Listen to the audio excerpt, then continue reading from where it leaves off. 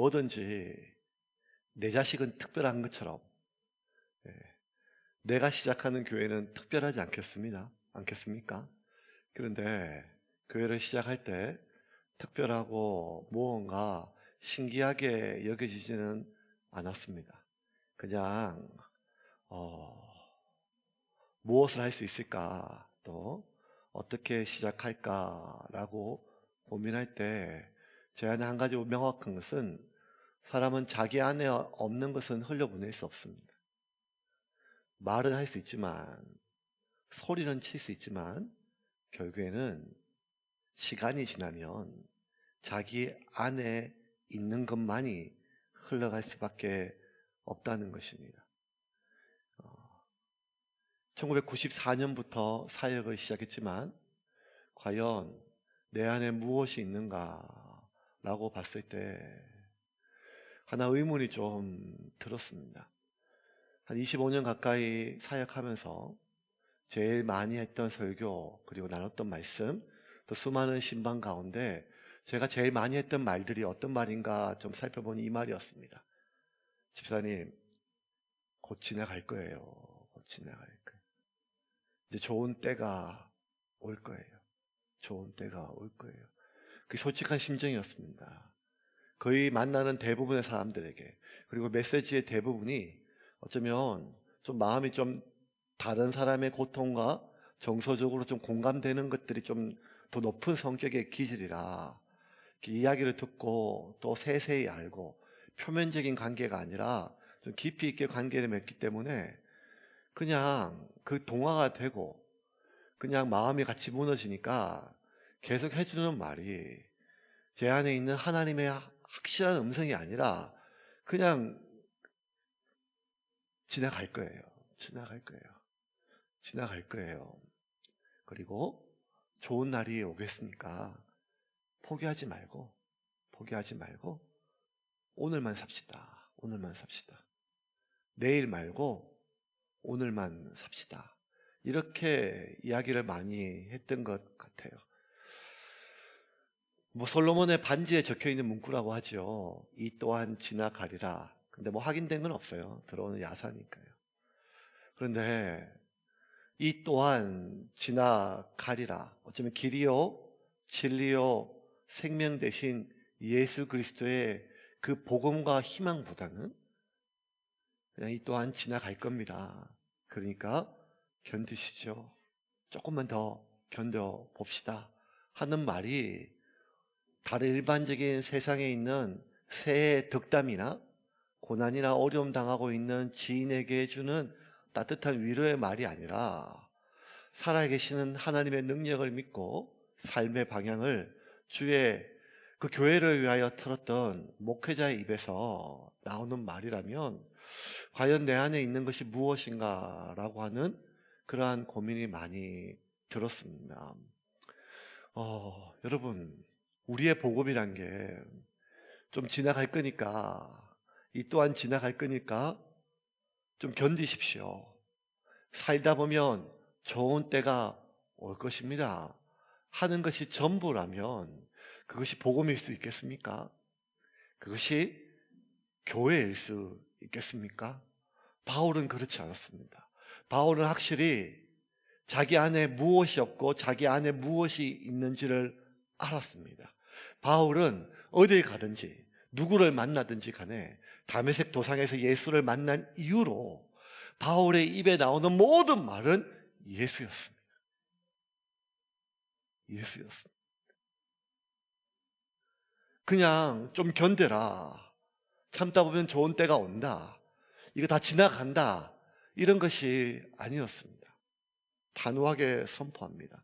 바울은 누구를 만나도, 그리고 어느 교회에 보내는 편지랄지라도, 자기가 직접 달려갈 수 없으면 글이라도 바울이 전하는 그의 입에서, 그의 손끝에서 나오는 바울 안에 터져 나오는 하나의 메시지는 이것이었습니다. 예수 그리스도로 인해, 예수 그리스도를 통해, 예수 그리스도 안에 이루어지는 새로운 삶이 있다. 그러므로 그 예수 그리스도를 만나고 그 예수 그리스도와 함께 세상을 살아갈 때 그 예수 그리스도를 알아가고 그 예수 그리스도가 너한테, 나한테, 우리한테 행한 일을 깨닫게 되면 우리의 삶은 좀 지나가기를 견디고 언제가 살다 보면 좋은 때가 온다고 하는 그런 막연한 희망을 기다리는 삶이 아니라 새로운 삶이 있다는 것입니다. 그것이 바울이 마지막 그의 목숨이 소멸되는 순간까지 일관되게 전했던 메시지였습니다. 바울의 메시지는 명확했습니다. 우리의 복음은 하나님을 믿는 사람은 또 다른 수많은 종교 중에 하나가 기독교가 아니라 수많은 신들 중에 하나님이 아니라 그래 어차피 이 세상은 고난이니까 참고 견디면 저 세상 가서 우리가 좋은 낙을 누리니까 이 세상은 그냥 참고 견디고 죽어서 천국 가서 보상을 받자. 그 이상의 것이었습니다. 바울이 전하는 복음은, 바울이 전하는 메시지는 야, 저 천국 너무 좋다. 얼마나 좋은 줄 아냐? 저 좋은 천국을 너희들이 왜 이 포기하고 이 세상에서 이 저급한 쾌락과 이 타락한 문화 속에서 이렇게 조금 그 쾌락을 즐김으로 말미암아 어떻게 천국을 포기할래? 그러니 저 좋은 천국을 위해서 이 세상에서의 우리의 삶은 좀 참아라. 어떤 욕구가 있더라도 좀 참고 절제하라. 그러면 천국 가면 다 보상이 있을 거다. 여러분, 이런 메시지는요, 지금도 저 이슬라마바드나 아니면 이 파키스탄의 카불 같은 데서 폭탄 조끼를 껴입고 그 무고한 아낙네와 시민들에게 뛰어드는 이슬람 전사들의 믿음과도 다를 바가 없어요. 그 젊은 아이들이, 그 20대 초반, 10대 후반의 젊은 청년들이 그 자살 폭탄을 입고 갈 때 마지막까지 외치는 것이 알라 아크바, 오직 알라신 외에는 유일한 신이 없다. 그리고 자신이 그렇게 몸이 폭탄에 터져 죽으면 그들이 이야기하는 낙원에서 7 미인과 함께 산대요. 그 7 미인이 궁금하긴 하지만 우리가 천국과 지옥은 진리입니다. 그것은 우리가 마지막 순간까지 붙잡아야 될 메시지입니다. 근데 바울의 복음은 우리가 죽어서 저 천국 갈 테니까 이 땅에서는 견디고 참고 견디라고 하는 그 이상의 메시지였습니다. 그래서 무엇인가 하면 이 땅에 예수로 인하여 우리가 살게 될 새로운 삶이었습니다. 바울이 전하는 메시지는 예수가 우리 안에 거하신다는 것입니다. 우리는 참고 견디고 저 천국을 바라고 그냥 이 또한 지나가기를 바라는 것이 아니라 우리 안에 하나님이 거하시고 우리는 하나님이 거하시는 처소, 거룩한 성전이 되어 간다는 것이 교회에 대한, 복음에 대한, 성도에 대한 바울의 확실한 메시지였습니다. 오늘 21절 22절 같이 보겠습니다. 그의 안에서 건물마다 서로 연결하여 주 안에서 성전이 되어가고 너희도 성령 안에서 하나님이 거하실 처소가 되기 위하여 그리스도 예수 안에서 함께 지어져 가느니라. 하나님이 거하실 처소가 되기 위하여 예수 안에서 함께 지어져 가느니라. 함께 지어져 간다, 함께 세워져 간다는 말입니다. 그래서 교회 세움교회가 시작이 됐습니다. 그런데 함께 세워져 가는 그 이유가 무엇인가 하면 우리가 하나님이 거하시는 처소, 우리가 하나님이 거하시는 교회가 된다는 것입니다. 처소가 된다는 것입니다. 성전이 된다는 것입니다. 이것은요, 2000년 전 유대인들에게 받아들일 수 없는 신성 모독이었어요. 왜냐하면 하나님은 거룩하시고 그 이름조차 부를 수 없는데 그 거룩하신 하나님 앞에 인간은 죄가 많아서 나아갈 수 없고 오직 대제사장만이 지성소에 갈 수 있는데 그 대제사장조차도 자신의 죄와 허물이 있으면 하나님의 지성소에 발을 밟자마자 다 죽으니까 속죄일 날 한 달 전부터 거의 초죽음이 되어서 온갖 죄를 생각조차 멸하고 하나님 앞에 준비 앞에 들어가서 겨우 하나님의 존전이 아니라 하나님의 임재를 상징하는 법궤가 있는 지성소를 밟을 뿐인데, 하나님이 내 안에, 하나님이 우리 안에 우리와 함께 하신다는 것은 그들에게 복이 아니고 어쩌면 두렵고 떨리는 일이었죠. 그럼에도 불구하고 이스라엘 백성들은 수천 년 동안 뭘 기대했는가 하면 하나님이 우리와 함께 하시기를 소망했습니다.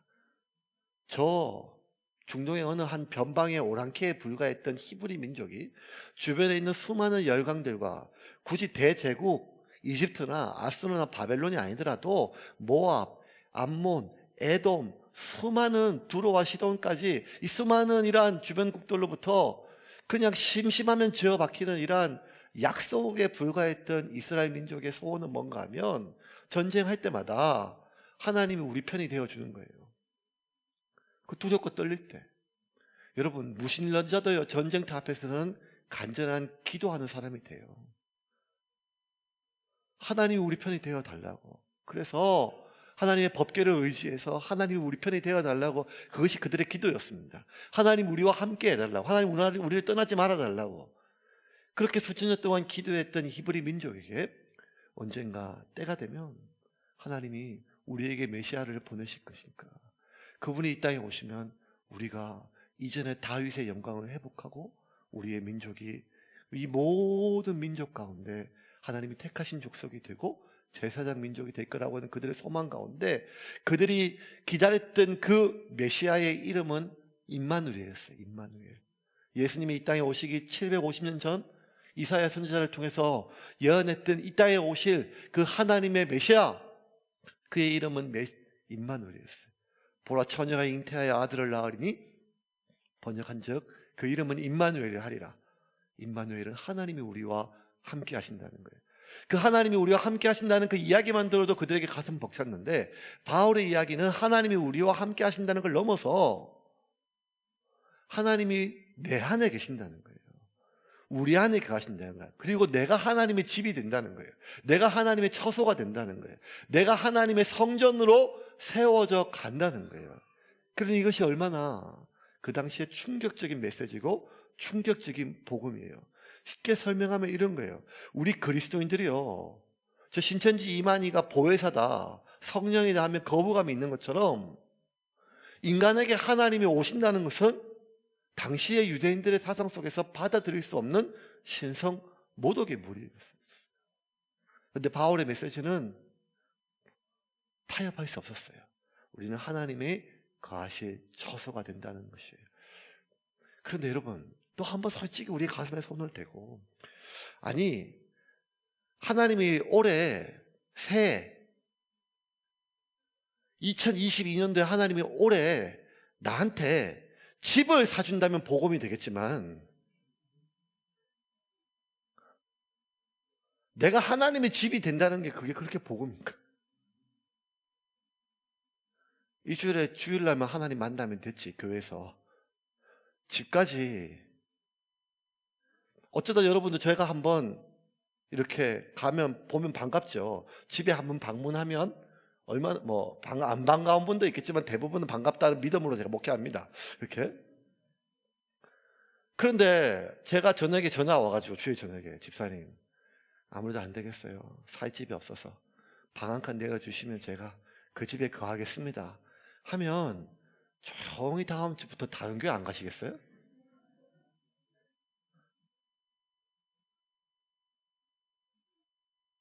하나님이 내 안에 거하신다는 것, 내가 하나님의 처소로 지어져 간다는 것이 어떻게 복음일 수 있겠어요? 어차피 사도 바울이야 모든 걸 하나님께 바치고 입만 들면 예수에 미친 사람이니까 바울이야 그게 좋을지 모르겠지만 나는 예수님만으로는 안 되거든요. 코로나 풀리면 제주도 한번 갔다 와야 되고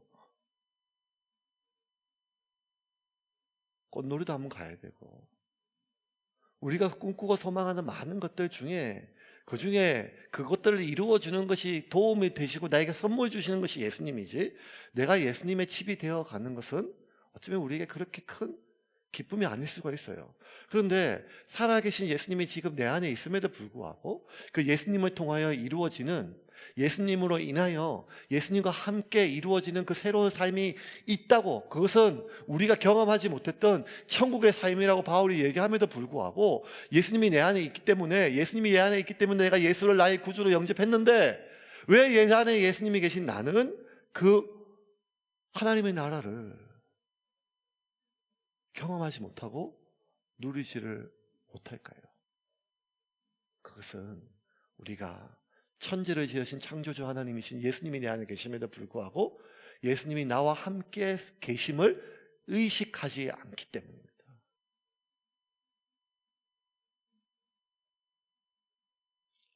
의도적이든 아니면 무의식적이든 의식하지 않아요. 2021년 작년이죠. 벌써 작년이죠. 5월 3일 날 제가 인터넷 뉴스 보다가 되게 깜짝 놀라고 재밌는 기사를 하나 봤어요. 그게 뭔가 하면 한 5월 3일 날 그 전때 언저리겠죠. 미국의 유타주라고 하는 솔트레이크라고 하는 시가 있어요. 그게 어딘지 우리가 알 리가 있겠습니까? 하여간 그런 시가 있는데, 거기서부터 하와이로 가는 비행기 안에 그 라비다 몽가라고 하는 이제 20 갓 넘은 한 이제 여자 청년이 가족들과 함께, 그때 아마 이제 코로나 조금 잠잠하니까 여행 가는 모양이에요. 여행 가는 비행기에서 배가 너무 아픈 거예요. 배가 너무 심하게 아파가지고 거의 숨도 못 쉴 정도 되니까 비상사태가 벌어져가지고 이제 사람들 요청했는데 의사가 없고 간호사 몇 명이 붙었어요. 그래서 이제 소업도 안 되고 막 나중에 봐봐 이게 뭐냐 맹장이냐 뭐 봤는데 애가 나온 거예요. 애가. 더 기가 막힌 건요, 라비다 몽가는 자기가 임신한 줄 몰랐어요. 그러니까 비행기를 탔겠죠. 막달에. 그냥 이상하게 이 올해는 배가 많이 나온다. 평소에 좀 배가 있으신 분일 수도 있겠죠. 예. 평소에 배가 있으신 분들은 한번 조심하십시오. 또 혹시 모르니까. 아니 근데 그 뒤에 뭐라 나오는가 하면 애가 나올 때까지 몰랐대요. 가족도 모르고 솜이 암세주니까 무슨 컵막에 먹고 엄청난 일이 터진 줄 알았대요. 본인도 모르니까요. 그래가지고 어떻게 나오는가 하면 급하게 나오니까 애 탯줄을요, 신발끈으로 탯줄을 묶어가지고 탯줄을 자르고 애 머리를요, 양말을 벗어서 모자를 씌워줬대요. 그러면서 이제 막 또 좋다고 나중에 애 안고 사진이 나오더라고요. 이렇게 해가지고. 이걸 보고 제가 이게 무슨 가능한 일인가? 가능한 일인가? 아니, 이렇게 초기는 모를 수 있는데 출산 직전까지 몰랐을 리가 있겠어요? 배가 불러오는데요. 어머님들 알잖아요, 여러분. 어머님들 아이가 불러오면 나중에 막달 되면 숨도 못 쉬잖아요. 옆으로 누워야 되거든요. 옆으로. 이 정도 되면 애 엄마만 힘든 게 아니라 애 아빠도 힘들어요. 그걸 다 수발해야 되니까. 그런데 여러분, 사람이라는 게 이런 거예요. 내 속에 어떤 생명이 있음을 내가 알면, 그 집중하면요, 막달이 아니더라도 조금만 뭐가 태동이 느껴지면 깜짝깜짝 놀라요. 배를 만져보고 그 미세한 변화, 내 몸의 변화, 입덧을 하고 아이가 자라고 뭐가 불룩불룩 튀어나오고 손을 대고, 그러면 아이가 자라는 그 모든 것을 그 엄마가 고스란히 느끼죠. 뱃속에 있을 때 이미 효도를 다해요. 엄마의 기쁨이 되거든요. 그 미세한 진동까지 엄마가 어떻게 몰라요. 내 뱃속에서 생명이 자라는데요.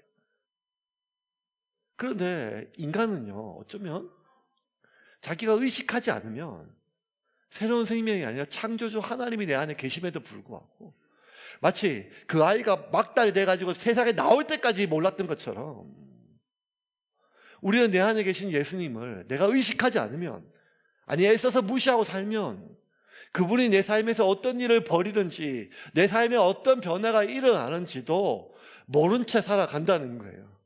뱃속에서 막달이 될 때까지 임신조차 몰랐던 그 철없는 여자아이를 보고 혀를 찬다면 마지막 죽는 순간까지 내 안에 예수님이 어떤 일을 하시고 내 안에 어떤 변화를 일으키신지 체험하지 못하고 느끼지 못하고 경험하지 못하고 의식하지 못하고 하나님과 동행하지 못한 채 마지막 죽음을 맞는 사람을 우리는 주변에서 눈을 뜨면 거의 다 볼 수 있음에도 불구하고 그것을 당연히 여기는 것은 예수는 우리가 죽어서 천국 갈 때 필요한 것이지, 어쩌면 지금 내가 세상을 살아갈 때는 예수님보다, 내가 예수님의 집이 되어지고 예수님이 거하실 처소가 되어지는 것보다 내가 살 집이 더 필요하고 내가 살 집이 더 궁금한 것이 어쩌면 우리의 현주소가 아니겠습니까? 네, 아니었어요. 예수님은 우리가 죽어서 천국 갈 때뿐만 아니라 예수를 영접하는 순간부터 우리가 예수를 천국 갈 비자로 영접하는 것이 아니라 나를 구원하신 구원자와 내 인생의 삶의 주인인 주님으로 우리가 모시기 때문에 우리의 삶의 변화는, 우리의 삶에 이루어질 하나님의 나라는 천지 창조를 무에서 유를 창조하신 하나님의 섭리처럼 예수를 통하여, 예수의 말씀을 통하여, 성령을 통하여 내 심령 가운데, 내 삶 가운데 이루어질 하나님의 나라는 분명히 있음을 믿으시기를 바랍니다. 그런데 이 하나님의 영광스러운 그 성전이 되어가고 처소가 되어져 가는 것은 어떻게 되어져 가는가? 바울은 두 가지를 이야기해요. 21절, 22절 다시 한번 읽겠습니다. 같이 읽겠습니다. 그의 안에서 건물마다 서로 연결하여 주 안에서 성전이 되어가고 너희도 성령 안에서 하나님이 거하실 처소가 되기 위하여 그리스도 예수 안에서 함께 지어져 가느니라. 이 두 구절은 굉장히 중요한 구절이에요. 그리스도인들이 세워져 가고, 그리고 세움교회 세울 때 늘 제 안에 있는 것입니다. 두 가지. 어떻게 세워지는가? 하나 뭔가 하면 연결되어져서 함께, 두 가지. 연합입니다. 그냥 안 되어져요. 연결되어지고 함께. 연결되어지고 함께란 말이 참 중요합니다. 또 하나는 뭔가 하면 연합되어지고 세워져 가고 되어져 가고 세워져 가고 라고 하는 현재 진행이에요. 되어져 가고 라고 하는, 성전이 되어져 가고 라고 하는 아옥세이, 뭐 세워져 가고 라고 하는 오이코도메시데, 이 모든 것들이요 그냥 완성이 아니라 계속 현재 진행이라는 거예요. 그래서 여러분, 하나님의 나라는요, 그 성전이 되는 것은요, 내가 예수를 영접하는 순간 내가 예수님의 성전이 된 것이 아니라 되어져 가는 거예요. 세워져 가는 거예요. 그 순간부터 내가 하나님의 성전으로 세워져 간다는 거예요.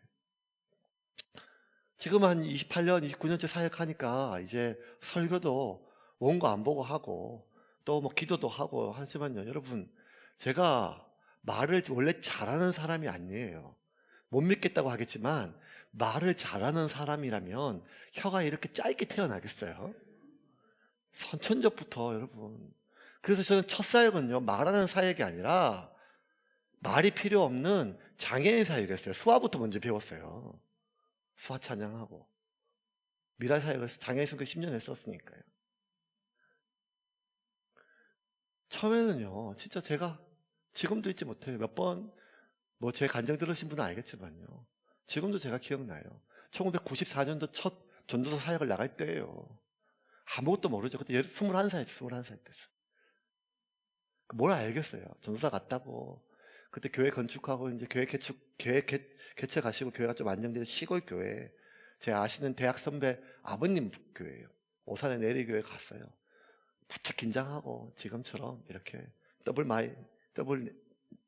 양복 하나 입고 넥타이 메고 공국진 가방 들고 가서 토요일 저녁에 갔어요. 서울 남부터면에서 버스 타고, 차 타고 오산 내려가지고 오산에서 또 버스 타고 정남면에 있는 내리교회라고 하는 작은 교회 도착하니까 목사님이 왔냐 하면서 첫마디가 뭔가 하면 신방 가자 그런 거예요. 아니, 처음 왔는데요.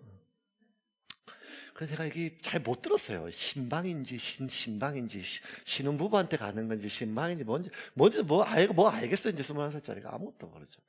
딱 가보니까 그 교회 장로님 한 분 계시는데 그 장로님 부인 권사님 환갑이에요. 잔치를 안 하고 환갑상이에요. 환갑상.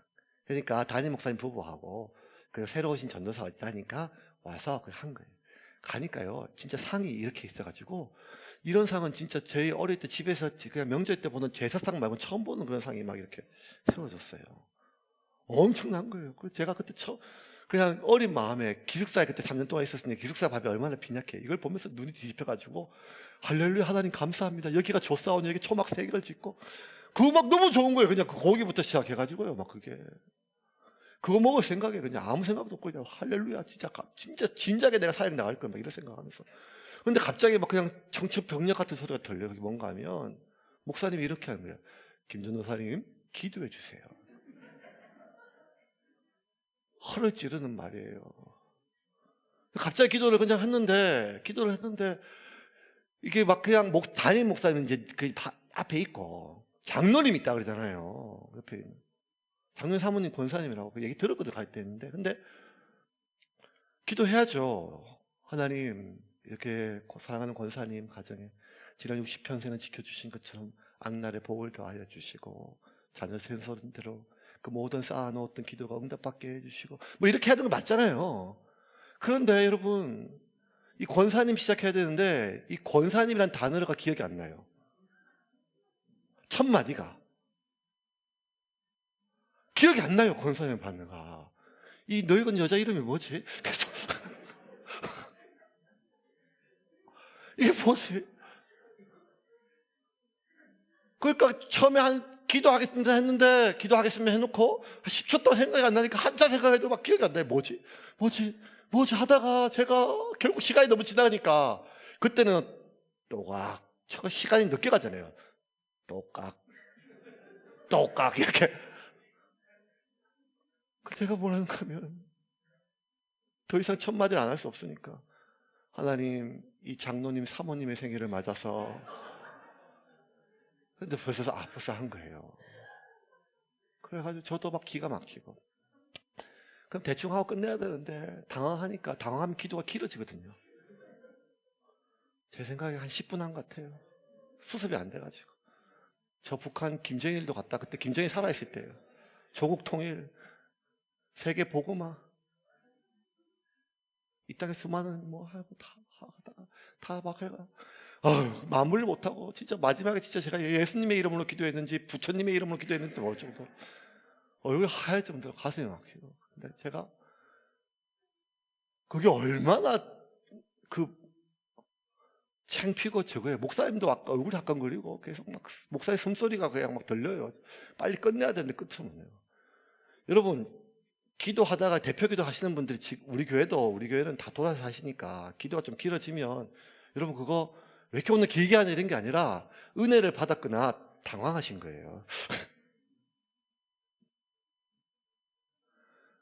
그러고 나서 눈을 뜨고 먹는데, 앞에 있는 목사님이 저를 보고, 그렇게 말씀을 안 하시는데, 이놈식 말가 그 욕을 하시는 것 같아요. 그리고 옆에 있는 장로님이 저를 볼 때, 뭐 이런 걸 데려왔나. 그 막 천국 같은 음식을 거의 먹지도 못했어요. 고기 하나 못 떴어요. 뭐 얼굴을 못 떴어요. 왜냐하면 그 옆에 장로님 사모님이 저를 보시는 거예요, 계속. 그렇게 목사님도 말이 없고, 장로님도 말이 없고, 아무 말도 없이 그냥 다 말을 마치고 집에 돌아왔어요. 돌아오는 차에 한 15분 차에 타는데 죽을 것 같아요. 저는 이제 알았어요. 100% 알죠. 저는 100% 잘렸죠, 이제. 아마 대한민국 유례가 없이 첫 출근한 날 잘리는 전도사가 됐죠. 차를 타고 오는데 아무 말 없다가 목사님이, 너무 쉽게야, 도대체 신학교에서 뭘 배우냐? 장로님 사모님이 뭐냐? 장로님 사모님이. 그분도 목회하냐? 도대체 요즘 신학교 뭘 가르치는지 모르겠다. 그리고 뭐가 기도가 말리면 빨리 끝내야 되지. 그 되도 않는 이야기를 뭘 그렇게 10분이나 1시간이나 하냐? 이게 뭐냐? 나중에 알고 보니까 여러분, 그게 장로님한테 저를 선보이러 가는 자리였어요. 교회를 개척하시고 교회를 잘 지으시고 처음 전도사를 드리려고 하는데 시골 교회에서 뭐가 잘 모르시잖아요. 그리고 반대가 있었는데 목사님이, 내 아들이 그런데 똘똘한 친구가 있다고, 똘똘한 줄 알고 데려왔대요. 그러면서 이놈의 새끼야, 너 같은 게 전도사냐? 너 같은 게 신학교냐? 올라가라. 왜 나 이렇게 와서 남의 타협에 먹칠을 하냐? 저는 이렇게 얘기하실 줄 알았어요. 근데 지금도 기억나요.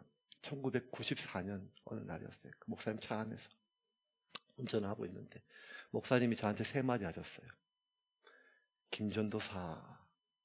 저를 전도사라 부르시더라고요. 야, 이놈 새끼 안 부르고, 이 바보 멍충이 안 부르고, 너 같은 게 뭐 전도사니 이렇게 안 부르고 김전도사 이래 부르시더라고요. 그리고 깜짝 놀랐는데 그 다음 말에 제 눈물이 펑 터졌어요. 괜찮아. 뭐가 괜찮아요? 제가 다 상을 다 엎어놓은 거랑 마찬가지인데요. 목사님 얼마나 곤란해요, 장로님 앞에서. 괜찮아. 마지막 말이 처음엔 다 그래. 처음에 다 그래. 처음에 그런 사람이 어디 있어요? 주일학교도 권사님인 줄 아는데.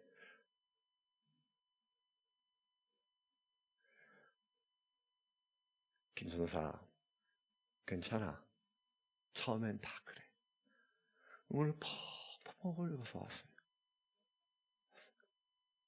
만약 그날 그 목사님이 너무 새끼야, 네 같은 게 무슨 전도사라고, 도대체 뭘 가르치냐, 넌 사회 가면 안 된다, 빨리 올라가라 라고 하셨다면 지금 아마 여기 저기 없을 거예요.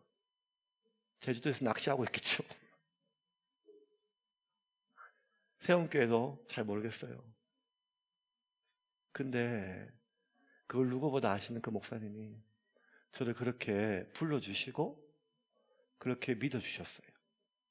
그래서 지금은 이렇게 교회도 개척하고 28년째 29년째 사역도 하고 설교도 하고 목사임네 하고 양보교회 앞에서 여러분 앞에 이렇게 설교하고 있는 거는 지금 보니까 그렇게 불러주고 그렇게 믿어주고 그렇게 신뢰해 줄 때 되어져 가는 것입니다.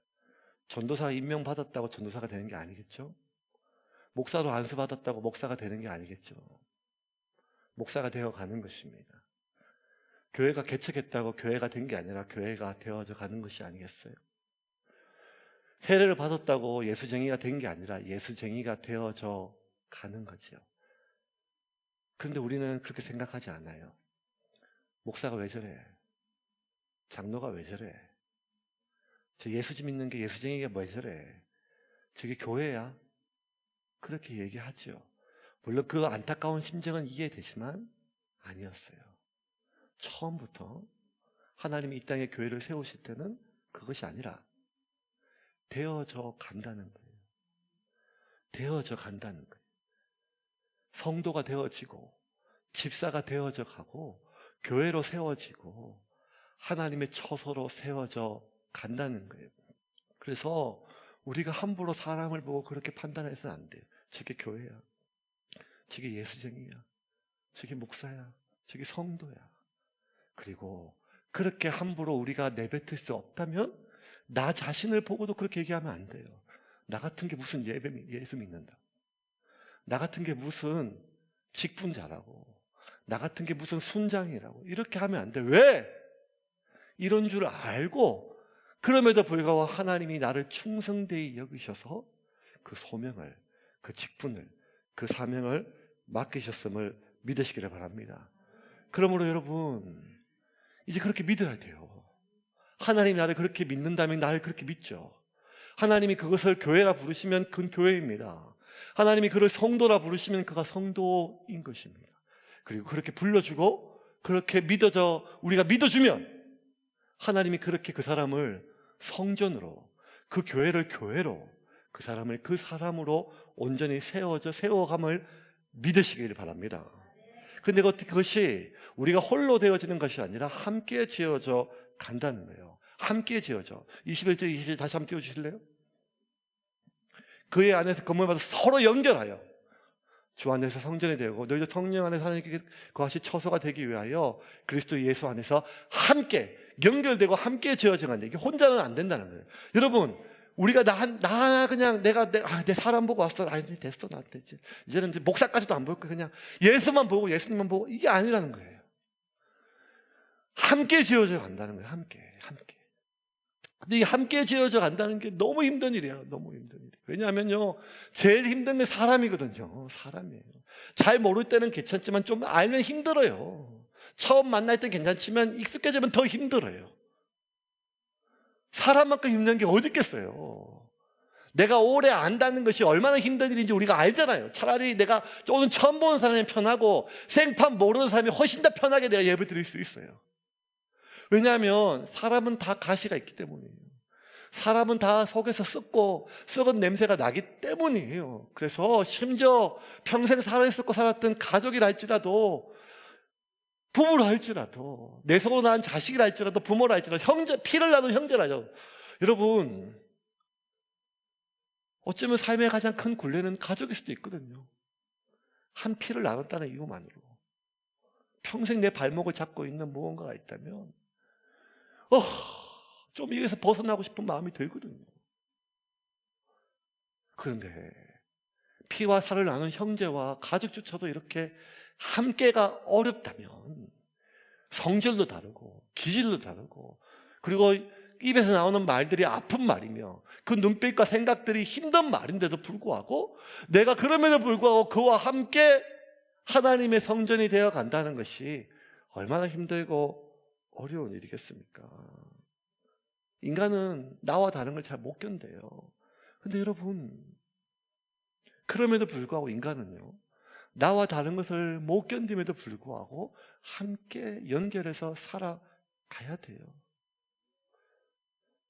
저는 한 명 한 명 기도 제목을 알고 하니까, 여러분, 우리 교회에 신장을 이식하신 분이 2분 계세요. 다 자매분이세요. 여러분, 그 신장이 아프면 또 투석하시는 분이 또 우리 집사님 어머님쯤에 또 계세요. 제가 매일 기도하는데 이게 살 수가 없어요. 왜냐하면 소변을 못 보니까요. 3일에 이틀 한 번씩 가서 신장을 투석하니까 사는 것이 아니죠. 그러다가 유일한 소망은 신장 이식하는 건데, 그게 순서를 기다려도 아무도 안 되는데, 근데 그렇게 기도하고 몇 년 만에 진짜 하나님 도우셔서 이식을 받아요. 제가 기도하고 지금도 하는데, 그 신장을 이식했을 때 처음부터 마지막 죽을 때까지 기도 제목이 뭔가 하면, 이 신장이 몸에 잘 붙어 있는 거예요. 당연하죠. 그럼 이 붙어 있는 거죠. 근데 신장이 내 몸에 잘 안착하는데 제일 방해가 되는 게 뭐냐? 온도, 기온, 바이러스, 이게 아니라 내 몸에 있는 면역세포래요. 신장이 들어온 날부터 모든 몸은 이 신장이 안착되기 위해서 에너지를 쓰기 위해서 약을 먹는데, 그런데 내 안에 있는 모든 면역세포는 이 신장을 죽이려고 공격한대요. 왜? 한 가지 이유밖에 없대요. 나하고 다르기 때문이에요. 세포는 뇌가 없으니까요. 이 신장이 없으면 죽는데. 그래서 죽을 때까지 면역 억제제를 맞는데요. 지금 코로나 시대에 면역을 올려야 사는데, 죽을 때까지 이 면역을 억제해야 살 수가 있다는 거예요. 제가 그 신장의 입장에서 봤을 때 너무 기가 막힌 거예요. 내가 이 신장이 있는데, 내가 살리러 왔잖아요. 살리러 왔는데, 나 때문에 이 몸이 사는데, 이 몸 전체가 나를 죽이려고 덤벼들어요. 그럼 이 신장이 얼마나 억울하겠어요. 여러분, 하나 되기가 이렇게 어려운 거예요. 하나 되기가 이렇게. 몸속에 들어와도, 묶어놔도, 꿰매놔도 하나 되기가 이렇게 어려운 거예요. 핏줄도 통하고, 혈관도 통하고, 신경이 연결돼도 하나 되기가 이렇게 어려운 거예요. 그러니까 여러분, 교회 안에서 하나 되기가, 공동체 안에서 하나 되기가 얼마나 어렵습니까? 내가 뭐 덕 보려고, 내 이름 내려고, 내가 자랑하러 온 것이 아니에요. 살리려고 왔어요. 예배 한번 좀 편하게 들으려고, 아니 예배 한번 하나님께 만나려고 왔어요. 그런데도 불구하고 살리러 왔는데, 도와주러 왔는데도 불구하고 마치 내 인생을 다 아는 것처럼 그 짧은 인생의 경험으로 내 삶을 재단하고 함부로 평가할 때, 오해와 무시와 심지어 조롱하는 눈빛으로, 모를 때는 몰랐지만 조금 친해졌다고, 조금 알아간다고, 그렇게 함부로 말과 눈빛과 입으로 그 수많은 것들 속에서 어떻게 느껴지는가 하면, 온몸의 면역세포가 나를 죽이려고 담배드는 것처럼 온 교회가, 모든 사람이 내가 이 교회에 안착되지 못하게 공격하는 것처럼 느껴진단 말이에요. 기가 막힌 것은 교회 처음 온 사람이나 이 교회에 오래된 사람이나 다 그걸 느껴요. 뭘 느끼는가 하면 아직도 내 교회가 아닌 것 같아.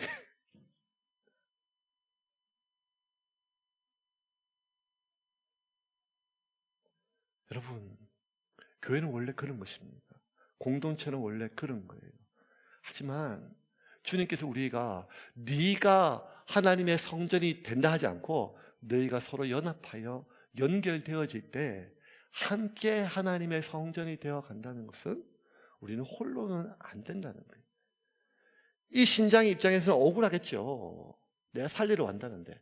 근데 여러분 바꿔 말하면 이 신장도 어떤 뇌사자한테 온 건데, 이 신장이 장기가 아무리 튼튼하고 세거나 할지라도 그 뇌사자가 목숨이 끊어지면 순간부터 48시간 내에 다른 몸에 연결되지 않으면 이 신장이 아무리 튼튼하고 세거라도 이 신장이 괴사되기 시작하고 썩기 시작해요.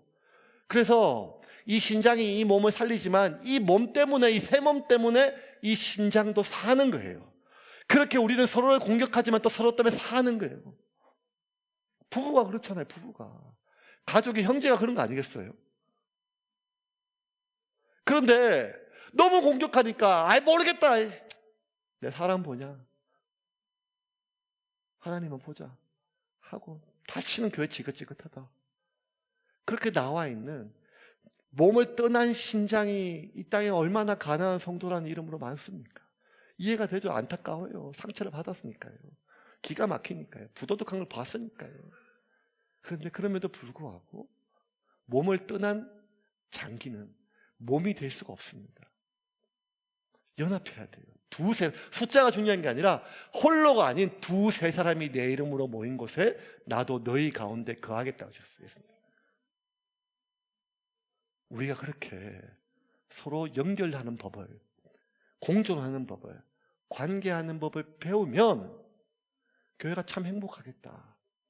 그리고 그렇게 하나님의 사람으로 내가 세워지겠다. 그런 교회를 내가 만들 수 있겠다고 생각했었어요. 왜냐하면 사람 마음을 잘 아는 편이니까요. 그리고 잘 성도하고 교인하고 잘 안 싸우는 성격이니까요. 저도 안 싸우고 개척하면서 좀 안심이 된 게 저희 집사람도 교인들하고 안 싸운다는 확신이 있었어요. 네. 일단 누가 사모인지를 모르는 교회니까요. 이번 주에 지난번에 신방하니까 어떤 분이 이렇게 얘기하시더라고요. 1년이 지났는데 사모님이 어디 멀리 돈 벌러 가신 줄 알았다고. 제가 저도 잘 안 싸우고 사모도 교인들하고 잘 안 싸울 것 같으니까 그건 좀 편했었어요. 그리고 사람들하고 이렇게 좀 잘 연결하고 제가 그런 걸 좀 하고 청년사역을 오래 했었으니까. 그런데 막상 6년이 지나서 보니까요, 쉬운 게 아닌 것 같아요. 저는 목사는 또 이렇게 하죠. 전화하고 하는데. 근데 교인과 교인이 서로 연결되기는 참 어려운 것 같아요. 여기가 내 교회에 갔다라고 하는 것은 내가 목사가 아니라 이 교회 사람들과 연결되는 것인데 이게 참 쉬운 게 아니에요. 물론 그럼에도 불구하고 따뜻하고 행복한 공동체가 있지만 여전히 마음 한 구석에 뭔가 안착되지 못하고 남의 교회인 것 같고 덜떠 있는 듯한 느낌이 드는 것은 내 이 교회 시작의 멤버가 아니라서가 아니라 이게 우리에게 어렵고 저 역시 늘 하나님께 기도하는 가운데 하나님이 지난 6년을 돌아보면 오늘 교회 설립주일 마지막 내가 놓친 것이 무엇인가, 제가 교회를 설립할 때 첫 설교 원고를 다시 보면서 다시 한번 저한테 확인되는 것이 있어요. 우리 22절 보면서 말씀을 좀 마무리를 하겠습니다. 22절 말씀 우리 천천히 또박또박 같이 한번 읽겠습니다. 같이 읽겠습니다. 너희도 성령 안에서 하나님이 거하실 처소가 되기 위하여 그리스도 예수 안에서 함께 지어져 가느니라. 너희도 어디 안에서? 성령 안에서. 성령 안에서. 어디 안에서? 예수 안에서. 성령 안에서, 예수 안에서. 성령 안에서, 예수 안에서. 그 예수의 영이 성령이니까요.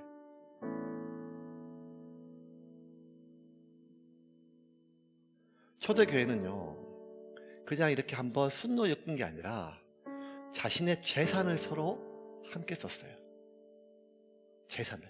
유무상통했잖아요. 헬라인도 있고 유대인도 있었어요. 이방인도 있었어요. 같이 할 수 없어요. 근데 그들이 지난 2000년 동안 그 어떤 대형교회보다 강력한 교회의 힘을 발휘할 수 있는 것은 철저하게 이질적이고 하나 될 수 없었던 그들이 어떻게 하나 되어 하나님의 처소가 되었는가 하면 그들은 서로에게 집중한 것이 아니라 성령에게 집중했다는 거예요. 그들은 사람의 마음을 얻으려고 애쓴 것이 아니라 예수 안에 거하려고 애썼다는 거예요. 저는 좀 그랬던 것 같아요. 지난 6년을 보면 사람의 마음을 얻으려고 애썼던 거예요. 왜냐하면 안 그래도 이 교회 연결고리 약한데 목사까지 떨어지면 이 교회를 계속 지속할 의미가 없지 않겠습니까? 교회가 많으니까요. 그리고 상처를 안고 떠나는 것을 원치 않았기 때문에. 그런데 이게 힘겨운 것 같아요. 처음 시작할 때 한 10명, 20명은 괜찮고 50명 좀 버거운데 이제 한 200명 정도 되니까요. 이게 어려워요. 전화 한 번 돌리기도 어려워요.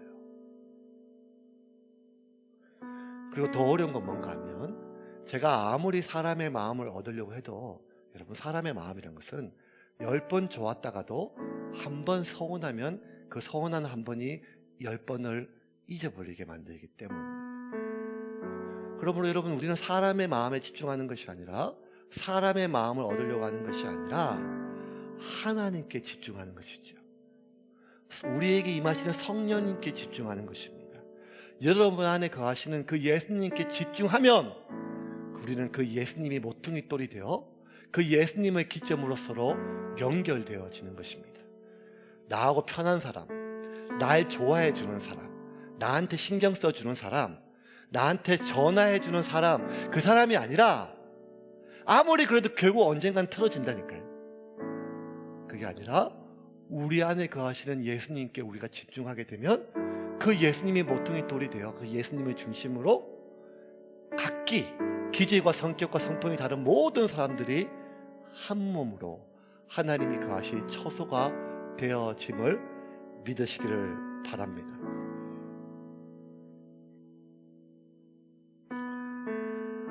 지난 6년 동안 함께 하시는 하나님의 은혜에 감사합니다. 그리고 지난 6년 동안 참 많은 수고와 부족한 점을 참아주시고 견뎌주셔서 감사합니다. 그리고 6주년을 맞는 이 시간 함께하지 못한 그 많은 서쳐 가진 영혼들 하나하나에게도 감사한 마음을 갖습니다.